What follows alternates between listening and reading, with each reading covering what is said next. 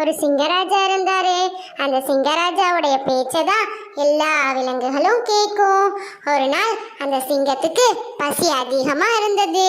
வேட்டையாடுவதற்கும் ரொம்ப சிரமமா இருந்தது. அதனால ஒரு திட்டம் தீட்டியது. எல்லா விலங்குகளையும் ஒன்று கூட்டி மானை அழைத்து, மானே, என்னுடைய வாய் நாறுகிறதா அல்லது மணக்கிறதா என்று கேட்டது. நாறுகிறது என்று சொன்னால் சிங்கம் நம்மை சாப்பிட்டு விடுமே என்று நினைத்து, மான், சிங்கராஜா, உங்களுடைய வாய் மணக்கிறது என்று பொய் சொல்லியது.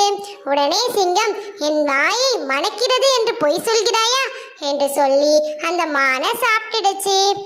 அடுத்து முயலை அழைத்து, முயலே, நீ கூறு என்றது. அதற்கு முயல், சிங்கராஜாவே, உங்களுடைய வாய் நாறுகிறது என்று சொன்னது. உடனே, என்னுடைய வாயையே நீ நாறுகிறது என்கிறாயா என்று சிங்கம் முயலையும் சாப்பிட்டுடுச்சு. அடுத்து நரியை கூப்பிட்டு, நரியாரே, என்னுடைய வாய் நாறுகிறதா மணக்கிறதா என்று கேட்டது.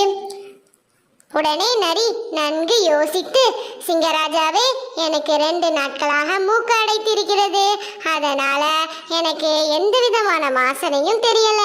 அதனால உங்களுடைய வாய் மணக்குதா நாறுகிறதா என்று தெரியல அப்படின்னு சொல்லிச்சு. சிங்கத்துக்கு வேற வழி இல்லாம அந்த நரியை விட்டுடுச்சு. எனவே நன்கு சிந்தித்து நரியை போன்று செயல்பட வேண்டும்.